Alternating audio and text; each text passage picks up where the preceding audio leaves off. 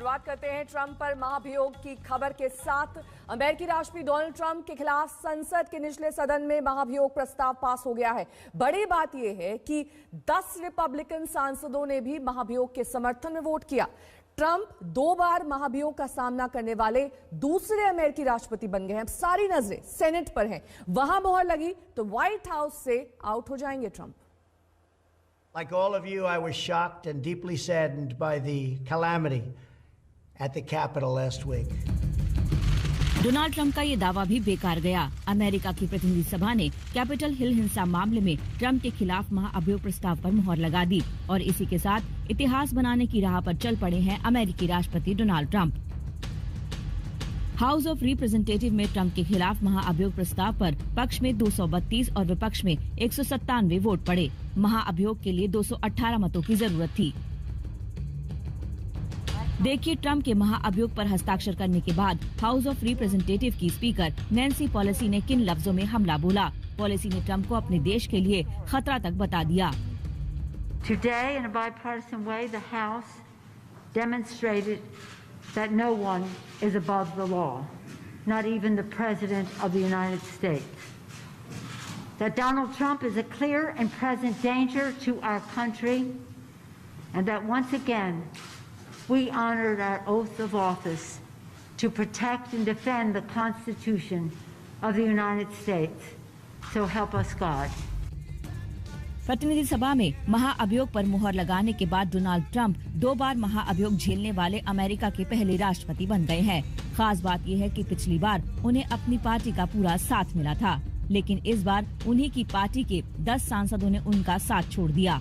Republican party के 10 सांसदों ने ट्रंप के खिलाफ यानी महाअभियोग के पक्ष में मत दिया। राष्ट्रपति ट्रंप अमेरिका के पहले ऐसे राष्ट्रपति बन गए हैं जिन पर 2 बार महाभियोग चला हो। पिछले साल भी उन पर महाभियोग चला था, यूक्रेन के ऊपर दबाव डालने के सिलसिले में। लेकिन इस बार दिलचस्प बात यह है कि उन्हीं की रिपब्लिकन पार्टी के 10 सांसदों ने इम्पीचमेंट के पक्ष में वोट डाले, यानी उनसे किनारा कर लिया। 6 जनवरी को अमेरिकी संसद के बाहर और भीतर जबरदस्त बवाल हुआ था। हिंसा में 4 लोग मारे गए थे और ट्रंप पर हिंसा को उकसाने का आरोप लगा था। उसी आरोप को लेकर ट्रंप पर ये महाअभियोग का प्रस्ताव लाया गया था। हालांकि महाअभियोग पर वोटिंग से पहले ट्रंप ने 5 मिनट का वीडियो संदेश जारी कर एक बार फिर खुद को इस मामले से बरी करने की कोशिश की। Mob violence goes against everything I believe in and everything our movement stands for. No true supporter of mine could ever endorse political violence. No true supporter of mine could ever disrespect law enforcement or our great American flag. No true supporter of mine could ever threaten or harass their fellow Americans. सवाल उठता है कि अब आगे क्या? प्रतिनिधि सभा से महाअभियोग प्रस्ताव पास होने का मतलब क्या है? क्या ट्रंप को अब व्हाइट हाउस छोड़ना होगा? क्या 20 जनवरी को जो बाइडेन की ताजपोशी से पहले ट्रंप को व्हाइट हाउस से बेआबरू होकर रुखसत होना पड़ेगा? तो इसका जवाब सुन लीजिए। दरअसल ट्रंप को व्हाइट हाउस से बेदखल करने का ये पहला बड़ा कदम है। अब महाअभियोग प्रस्ताव पर सीनेट में मतदान होगा। अगर सीनेट भी महाअभियोग प्रस्ताव पर मुहर लगा देती है तो ट्रंप को तय समय से पहले ही राष्ट्रपति का पद छोड़ना होगा। सीनेट में महाअभियोग प्रस्ताव पारित कराने के लिए 2/3 मतों की जरूरत होगी। वहाँ रिपब्लिकन को मामूली अंतर से बहुमत है। अब ये मामला ऊपरी सदन यानी सेनेट में जाएगा, जहाँ की राष्ट्रपति को उनके पद से हटाने के लिए 2/3 बहुमत चाहिए होता है। इस गणित के हिसाब से डेमोक्रेट्स को 17 रिपब्लिकन वोट चाहिए और कहा यह जा रहा है कि ऐसा मुमकिन है। लेकिन ये नहीं भूलना चाहिए कि कई रिपब्लिकन भी ट्रंप के खिलाफ हैं। ऐसे में ट्रंप के लिए बचना मुश्किल है। हालांकि अभी तय नहीं है कि सीनेट पर महाअभियोग पर कब मतदान होगा। ये पहली बार नहीं है जब ट्रंप पर महाअभियोग चला है। इससे पहले शक्ति के दुरुपयोग के आरोप में 2019 में भी महाअभियोग चलाया गया था। तब वो अपनी पार्टी के सहयोग से 52-48 के मामूली बहुमत से बच गए थे। महाअभियोग का आरोप लगने के बावजूद दोबारा राष्ट्रपति चुनाव लड़ने वाले पहले व्यक्ति हैं। वॉशिंगटन से प्रतीक्षा गिडियाल के साथ आज तक ब्यूरो। और ज्यादा जानकारी के साथ मेरी सहयोगी गीता मोहन इस वक्त जुड़ गई हैं। गीता, सबसे पहले तो संक्षेप में बताइए कि इम्पीचमेंट यानी कि महाभियोग का प्रोसेस कैसे होता है, क्योंकि अब लोअर हाउस में तो ट्रंप का साथ उनके अपनों ने भी छोड़ दिया है, तो क्या गिनती के दिन बचे हैं अब ट्रंप के? नेहा, ऐसा लग रहा है कि ट्रंप के लिए बहुत ही मुश्किल के दिन हैं ये 7 दिन 20 जनवरी से पहले, क्योंकि जो डेमोक्रेट्स चाहते हैं कहीं ना कहीं वो हो रहा है। 10 रिपब्लिकन्स का यहाँ पर डेमोक्रेट्स के साथ वोट करना बहुत ही बड़ा संदेश है, लेकिन जैसे हमने अभी अपने पैकेज में कहा कि क्या वही ट्रांसलेट हो पाएगा सेनेट में या नहीं, वो देखना होगा। 17 वोट्स की ज़रूरत है। अभी थोड़ा नामुमकिन लग रहा है, मुश्किल नहीं लेकिन नामुमकिन ज़रूर। क्यों नेहा? इसलिए क्योंकि इससे पहले जो भी हो रहा था वो पॉलिटिकली एक्सेप्टेबल माना जाता था, पॉलिटिकल स्पेस में एक्सेप्टेबल माना जाता था, लेकिन जनवरी 6 के वायलेंस ने माहौल बदल दिया है। बहुत सारे रिपब्लिकन से जो नाराज और खफा हैं डोनाल्ड ट्रंप से, माइक पेंस ने भी अपना डिस्टेंस मेंटेन कर रहे हैं ट्रंप से। 25th अमेंडमेंट को सपोर्ट नहीं किया, लेकिन ट्रंप को भी सपोर्ट नहीं कर रहे हैं। तो कई सारे ऐसे रिपब्लिकन हैं जिन्होंने शायद इस बारी वोट नहीं दिया, और लेकिन सेनेट में जो सेनेटर्स होंगे उनमें कई सारे ऐसे हो सकते हैं जो अपना इरादा बदल दे रिपब्लिकन्स को सपोर्ट करने का और डेमोक्रेट्स के साथ इम्पीचमेंट प्रोसीडिंग्स में यस की तरफ वोट कर दे। अगर वो होता है तो डोनाल्ड ट्रंप कंप्लीटली इम्पीच्ड होंगे और व्हाइट हाउस से बाहर निकाले जाएंगे। कुछ ही दिन 20 जनवरी से पहले देखेंगे राष्ट्रपति ट्रंप को व्हाइट हाउस से बाहर, लेकिन ऐसा अभी लग नहीं रहा। मुझे लग रहा है काफ़ी मुश्किल है कि वो वोट्स रिपब्लिकन सारे डेमोक्रेट्स की तरफ जा पाए। बहुत बहुत शुक्रिया गीता इस तमाम जानकारी के लिए आपका। तो ट्रंप के महाभियोग प्रस्ताव पर अमेरिकी कांग्रेस के निचले सदन में तीखी और भावुक बहस हुई। 6 जनवरी को कैपिटल बिल्डिंग में हुए बवाल को लेकर डेमोक्रेट सांसदों ने ट्रंप की जमकर आलोचना की। Whether you are on the right or on the left, a Democrat or a Republican, there is never a justification for violence. No excuses, no exceptions. America is a nation of laws. Those who engaged in the attacks last week will be brought to justice. एक तरफ Democrat party के दबदबे वाले house of representative में Trump पर महाअभियोग की बहस चल रही थी और दूसरी तरफ ट्रंप वीडियो संदेश जारी कर 6 जनवरी को कैपिटल हिल में हुई हिंसा पर सफाई पेश कर रहे थे। अमेरिका के लोकतांत्रिक इतिहास को शर्मसार करने वाली यही वो तस्वीर है जिसकी वजह से ट्रंप को महाअभियोग की जिल्लत का सामना करना पड़ रहा है। ट्रंप को हिंसा भड़काने का जिम्मेदार ठहराया जा रहा है और उसकी वजह बना उनका ये भाषण।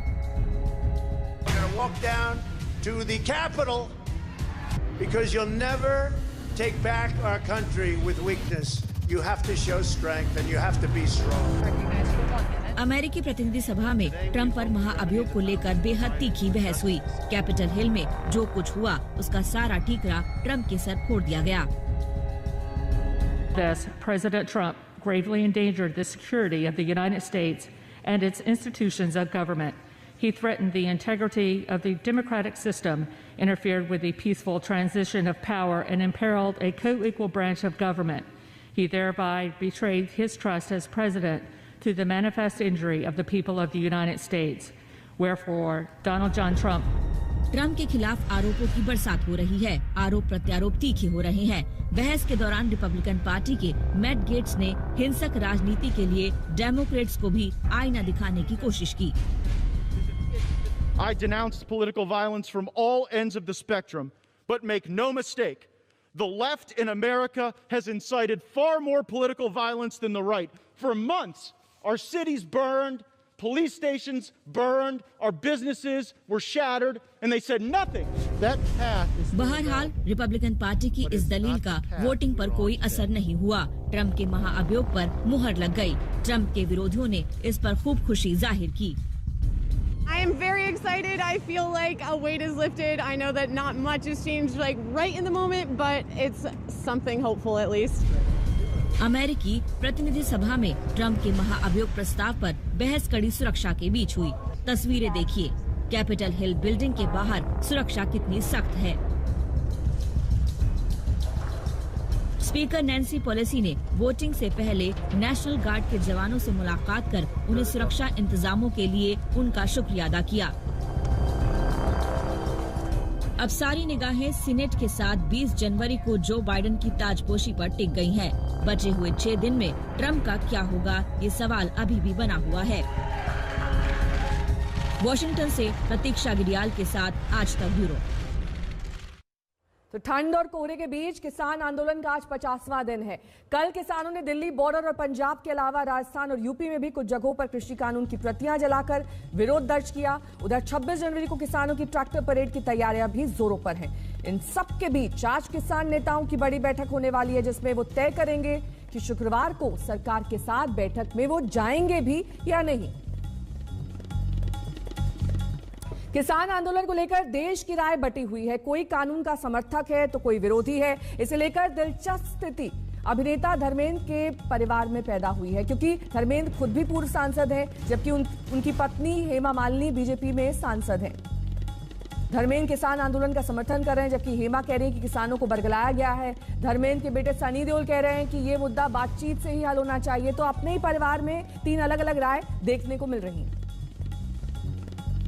क्योंकि जब भी जो भी बात करने आते हैं तो वो बराबर मानने को ही तैयार नहीं है, और उनको ये भी मालूम नहीं कि उनको क्या चाहिए, इस बिल में क्या तकलीफ प्रॉब्लम क्या है वो भी ये समझ नहीं रहे हैं। लेकिन वो इसका मतलब है किसी के कहने पे ये लोग कर रहे हैं ना, अपने आप से नहीं कर रहे हैं। तो कितना नुकसान भी कराया पूरा पंजाब में, वो भी देखकर बड़ा खराब लगा। पूरा टावर तोड़ दिया, ये कर दिया, एंड इट्स नॉट नाइस। क्योंकि जो भी हमारी सरकार हमेशा बोल रही है कि आप आइए, आपको क्या चाहिए बताओ, लेकिन उनके पास कुछ है ही नहीं, मुद्दा ही नहीं है। इस वक्त की बड़ी खबर आपको बता दें, रक्षा मंत्री राजनाथ सिंह ने किसानों पर भरोसा जताया है कि वो गणतंत्र दिवस के कार्यक्रम की गरिमा को ठेस नहीं पहुंचाएंगे। किसानों समेत कई मुद्दों पर राजनाथ सिंह ने आज तक के कार्यक्रम सीधी बात में ये बात कही है।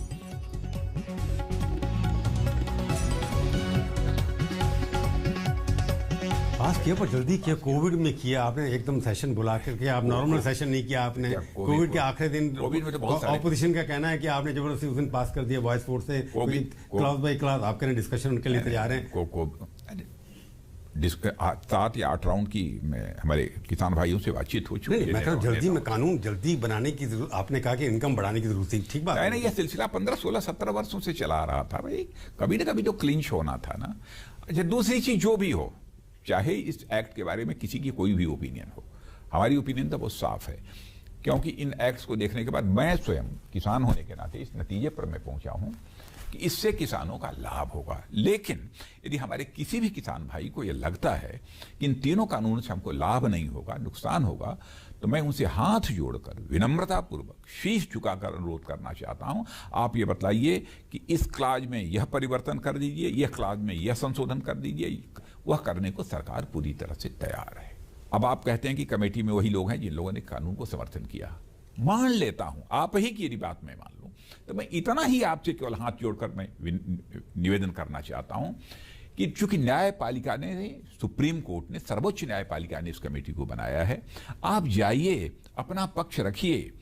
अब कमेटी जब अपनी रिपोर्ट दे, आपकी इच्छा के, आपके मनोनुकूल वह न हो, तो आप उसका विरोध करिए। जी आप तो कह रहे हैं आप बीजेपी के अध्यक्ष रहे और कांग्रेस कहें जी अब बीजेपी के लोग मेंबर हैं, हम हमसे मनवा लेंगे बात।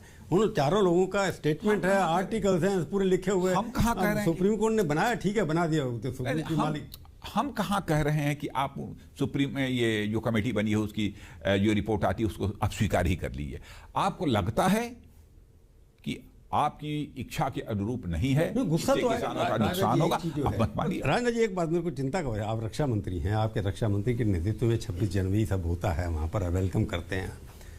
ये जो आएंगे ट्रैक्टर लेकर के थे, सारे 70,000 80,000 ट्रैक्टर कैपिटल में आएंगे, तो इसके बारे में आपको क्या लगता है कि इतनी बड़ी प्रॉब्लम कैसे सॉल्व होगी? नहीं, मैं समझता हूँ कि इसका समाधान किसान भाई ही सोच विचार कर निकालेंगे। वो देश के गणतंत्र दिवस को किसी भी सूरत में विफल करने की कोशिश नहीं करेगा हमारा किसान भाई, हमको विश्वास है। नहीं, आप उनको अपील कर रहे हैं या उनको क्या? सचमुच मैं बताऊं, हमारी बहुत ही कंस्ट्रक्टिव अप्रोच यानी रचनात्मक सोच हमारे किसान भाइयों की है, ऐसा मेरा विश्वास और भरोसा है।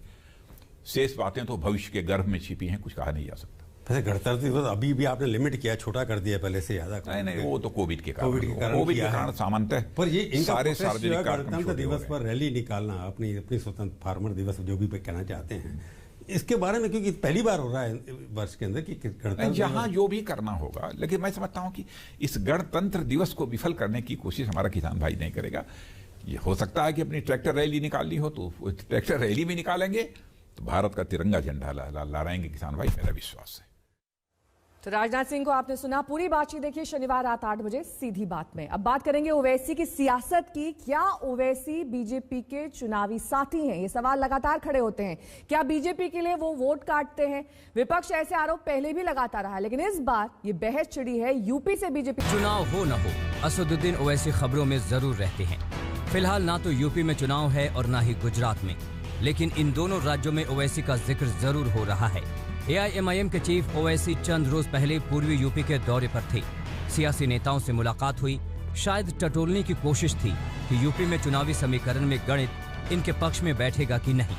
हालांकि अभी ओवैसी ने यूपी में चुनाव लड़ने का खुला ऐलान नहीं किया है, लेकिन संभावना को लेकर ही बीजेपी सांसद साक्षी महाराज की बाँछें खिल गई हैं।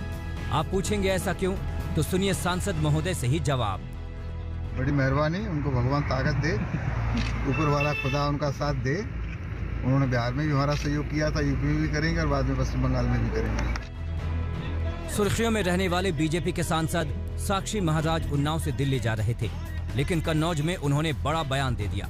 एक ऐसा बयान जो ओवैसी को पता नहीं कितना चुभेगा, लेकिन दूसरे विपक्षी दलों को अपनी भड़ास निकालने का भरपूर मौका मिल गया है। हम लोग तो पहले से कह रहे थे कि ओवैसी जी भारतीय जनता पार्टी के इशारे पे काम कर रहे हैं। राज्य जनता पार्टी के कहने से इस राज्य से उस राज्य जाते हैं, और इनके हेलीकॉप्टर में डीजल पेट्रोल कौन डलाता है सबको पता है। इसीलिए अब तो अच्छी बात है कि भारतीय जनता पार्टी के सांसद साक्षी महाराज ने खुल के ही बोल दिया कि भैया बिहार में गए थे हमारी मदद करने के लिए, अब वेस्ट बंगाल में जाएंगे हमारी मदद करेंगे, उत्तर प्रदेश में भी आके हमारी मदद करेंगे। चलो अच्छा हुआ, भारतीय जनता पार्टी के चेहरा से नकाब उतर गया, जनता को साफ साफ दिखाई देने लगा कि ओवैसी जी किसके कहने पे इधर उधर जाते हैं। उत्तर प्रदेश में 100 विधानसभा सीटें ऐसी हैं जहां मुस्लिम आबादी का अच्छा खासा दखल है। ये भी कहा जा रहा है कि कुछ दिनों में असदुद्दीन ओवैसी दिल्ली से सटे पश्चिमी यूपी का भी दौरा कर सकते हैं। पश्चिम यूपी एक ऐसा इलाका है जहां मुस्लिम आबादी 20 से 40% है। अब बीजेपी के विपक्षी दलों को यही डर सता रहा है कि कहीं ओवैसी मुस्लिम वोटों में बंटवारा न कर दे, जिसका सीधा फायदा बीजेपी को मिलेगा। सिर्फ यूपी में विपक्षी दल ही नहीं बल्कि गुजरात में कांग्रेस भी परेशान है। वजह ओवैसी की पार्टी का गुजरात में स्थानीय निकाय के चुनाव में लड़ने का फैसला। रही सही कसर साक्षी महाराज के बयान ने पूरी कर दी है। गुजरात के बड़े कांग्रेस नेता अर्जुन मोढवाडिया का ट्वीट जरा गौर से पढ़िए और समझिए। बीजेपी और असदुद्दीन ओवैसी जी की मिली जुली कुश्ती का सच बाहर आ गया। बीजेपी सांसद महाराज कह रहे हैं कि खुदा ओवैसी जी को ताकत दे, उन्होंने यूपी बिहार में बीजेपी का सहयोग किया था, अब बंगाल में भी करेंगे, हैदराबाद में दोस्ती निभाई और गुजरात में भी आ गए। विपक्षी दल शुरू से ओवैसी को बीजेपी की बी टीम का तमगा देते आए हैं। अब साक्षी महाराज के ताजा बयान से उन्हें एक बार और दोनों को घेरने का मौका मिल गया है। कन्नौज से नीरज श्रीवास्तव और लखनऊ से कुमार अभिषेक के साथ आज तक ब्यूरो। रुकेंगे यहाँ एक छोटे से ब्रेक के लिए, फौरन होंगे हाजिर कुछ और खबरों के साथ। नमस्कार, मैं हूं अंजना ओम कश्यप। हमें उम्मीद है ये वीडियो आपको पसंद आया होगा। लेटेस्ट खबरों के लिए यूं ही देखते रहिए आज तक, और इस वीडियो के पसंद आने पर लाइक, शेयर एंड सब्सक्राइब करना ना भूलें।